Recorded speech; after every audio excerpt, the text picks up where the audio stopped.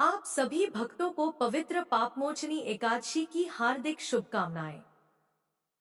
भगवान विष्णु की कृपा से आपके जीवन के सभी पाप, दुख और कष्ट दूर हों और आपके घर में सुख समृद्धि का वास हो।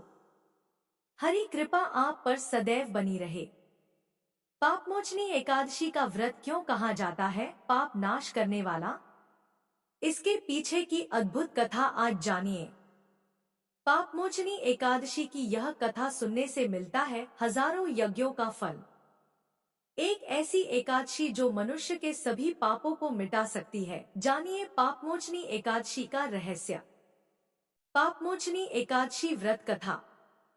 पापमोचनी एकादशी का महत्व।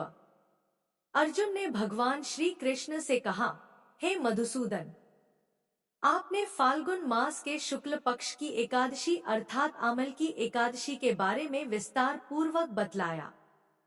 चैत्र माह के कृष्ण पक्ष में आने वाली एकादशी का क्या नाम है तथा उसकी विधि क्या है? कृपा करके आप मेरी बढ़ती हुई जिज्ञासा को शांत करें। भगवान श्री कृष्ण ने कहा, हे अर्जुन, चैत्र मास के कृष्ण पक्ष की एकादशी को पापमोचनी एकादशी के नाम से जाना जाता है। एक बार की बात है, पृथ्वीपति राजा मांधाता ने लोमश ऋषि से यही प्रश्न किया था जो तुमने मुझसे किया है। अतः जो कुछ भी ऋषि लोमश ने राजा मांधाता को बतलाया वही मैं तुमसे कह रहा हूँ। राजा मांधाता ने धर्म के गुह्यतम रहस्यों के ज्ञाता महर्षि लोमश से पूछा, हे ऋषि श्रेष्ठ, मनुष्य के पापों का मोचन किस प्रकार संभव है?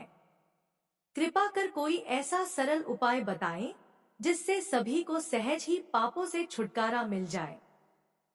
पापमोचनी एकादशी व्रत कथा।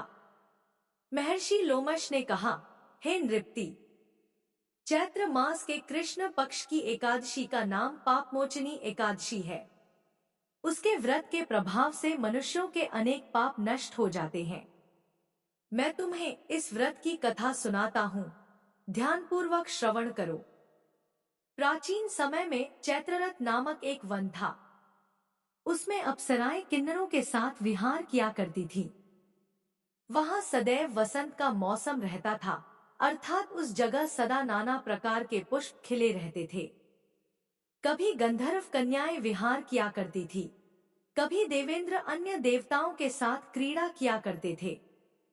उसी वन में मेधावी नाम के एक ऋषि भी तपस्या में लीन रहते थे। वे शिवभक्त थे। एक दिन मंजुघोषा नामक एक अप्सरा ने उनको मोहित कर उनकी निकटता का लाभ उठाने की चेष्टा की, इसलिए वह कुछ दूरी पर बैठ वीणा बजाकर मधुर स्वर में गाने लगी। उसी समय शिव भक्त महर्षि मेधावी को कामदेव भी जीतने का प्रयास करने लगे। कामदेव ने उस सुंदर अप्सरा के भ्रू का धनुष बनाया, कटाक्ष को उसकी प्रत्यंचा बनाई और उसके नेत्रों को मंजुघोषा अप्सरा का सेनापति बनाया। इस तरह कामदेव अपने शत्रु भक्त को जीतने को तैयार हुआ। उस समय महर्षि मेधावी भी युवावस्था में थे और काफी हृष्टपुष्ट थे। उन्होंने यज्ञोपवीत तथा दंड धारण कर रखा था। वे दूसरे कामदेव के समान प्रतीत हो रहे थे। उस मुनि को देखकर कामदेव के वश में हुई मंजुघोषा ने धीरे धीरे मधुर वाणी से वीणा पर गायन शुरू किया तो महर्षि मेधावी भी मंजुघोषा के मधुर गाने पर तथा उसके सौंदर्य पर मोहित हो गए।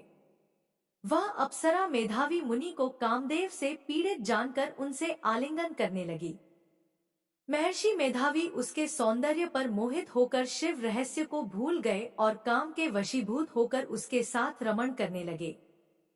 काम के वशीभूत होने के कारण मुनि को उस समय दिन रात का कुछ भी ज्ञान न रहा और काफी समय तक वे रमण करते रहे।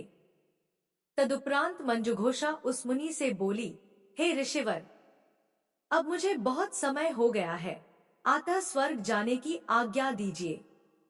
अप्सरा की बात सुनकर ऋषि ने कहा, हे मोहिनी, संध्या को तो आई हो, प्रातःकाल होने पर चली जाना। ऋषि के ऐसे वचनों को सुनकर अप्सरा उनके साथ रमण करने लगी। इसी प्रकार दोनों ने साथ साथ बहुत समय बिताया। मंजुघोषा ने एक दिन ऋषि से कहा, हे विप्र, अब आप मुझे स्वर्ग जाने की आज्ञा दीजिए।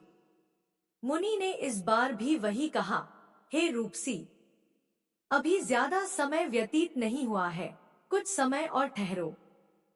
मुनि की बात सुन अप्सरा ने कहा, हे ऋषिवर, आपकी रात तो बहुत लंबी है। आप स्वयं ही सोचिए कि मुझे आपके पास आए कितना समय हो गया। अब और ज्यादा समय तक ठहरना क्या उचित है। अप्सरा की बात सुन मुनि को समय का बोध हुआ और वह गंभीरतापूर्वक विचार करने लगे। जब उन्हें समय का ज्ञान हुआ कि उन्हें रमण करते 57 वर्ष व्यतीत हो चुके हैं, तो उस अप्सरा को वह काल का रूप समझने लगे। इतना ज्यादा समय भोगविलास में व्यर्थ चला जाने पर उन्हें बड़ा क्रोध आया। अब वह भयंकर क्रोध में जलते हुए उस तप नाश करने वाली अप्सरा की तरफ भ्रिकुटी तान कर देखने लगे। क्रोध से उनके अधर कांपने लगे और इंद्रियां बेकाबू होने लगी। क्रोध से थरथराते स्वर में मुनि ने उस अप्सरा से कहा, मेरे तप को नष्ट करने वाली दुष्टा, तू महापापिन और बहुत ही दुराचारिणी है, तुझ पर धिक्कार है। अब तू मेरे श्राप से पिशाचिनी बन जा। मुनि के क्रोधयुक्त श्राप से वह अप्सरा पिशाचिनी बन गई। यह देख वह व्यथित होकर बोली, हे ऋषिवर, अब मुझ पर क्रोध त्याग कर प्रसन्न होइए और कृपा करके बताइए कि इस शाप का निवारण किस प्रकार होगा। विद्वानों ने कहा है, साधुओं की संगत अच्छा फल देने वाली होती है और आपके साथ तो मेरे बहुत वर्ष व्यतीत हुए हैं, अतः अब आप मुझ पर प्रसन्न हो जाइए, अन्यथा लोग कहेंगे कि एक पुण्य आत्मा के साथ रहने पर मंजुघोषा को पिशाचिनी बनना पड़ा। मंजुघोषा की बात सुनकर मुनि को अपने क्रोध पर अत्यंत ग्लानि हुई, साथ ही अपनी अपकीर्ति का भय भी हुआ। अतः पिशाचिनी बनी मंजुघोषा से मुनि ने कहा, तूने मेरा बड़ा बुरा किया है, किंतु फिर भी मैं तुझे इस श्राप से मुक्ति का उपाय बतलाता हूँ। चैत्र मास के कृष्ण पक्ष की जो एकादशी है, उसका नाम पापमोचनी है। उस एकादशी का उपवास करने से तेरी पिशाचिनी की देह से मुक्ति हो जाएगी। ऐसा कहकर मुनि ने उसको व्रत का सब विधान समझा दिया। फिर अपने पापों का प्रायश्चित करने के लिए वे अपने पिता च्यवन ऋषि के पास गए। च्यवन ऋषि ने अपने पुत्र मेधावी को देखकर कहा, हे पुत्र, ऐसा क्या किया है तूने कि तेरे सभी तप नष्ट हो गए हैं, जिससे तुम्हारा समस्त तेज मलिन हो गया है। मेधावी मुनि ने लज्जा से अपना सिर झुकाकर कहा, पिताश्री, मैंने एक अप्सरा से रमण करके बहुत बड़ा पाप किया है। इसी पाप के कारण संभवतः मेरा सारा तेज और मेरे तप नष्ट हो गए हैं। कृपा करके आप इस पाप से छूटने का उपाय बतलाइए। ऋषि ने कहा, हे पुत्र, तुम चैत्र माह के कृष्ण पक्ष की पापमोचनी एकादशी का विधि तथा भक्तिपूर्वक उपवास करो, इससे तुम्हारे सभी पाप नष्ट हो जाएंगे। अपने पिता च्यवन ऋषि के वचनों को सुनकर मेधावी मुनि ने पापमोचनी एकादशी का विधिपूर्वक व्रत किया। उसके प्रभाव से उनके सभी पाप नष्ट हो गए। मंजुघोषा अप्सरा भी पापमोचनी एकादशी का उपवास करने से पिशाचिनी की देह से छूट गई और पुनः अपना सुंदर रूप धारण कर स्वर्गलोक चली गई। लोमश मुनि ने कहा, हे राजन, इस पापमोचनी एकादशी के प्रभाव से समस्त पाप नष्ट हो जाते हैं। इस एकादशी की कथा के श्रवण व पठन से 1000 गोदान करने का फल प्राप्त होता है।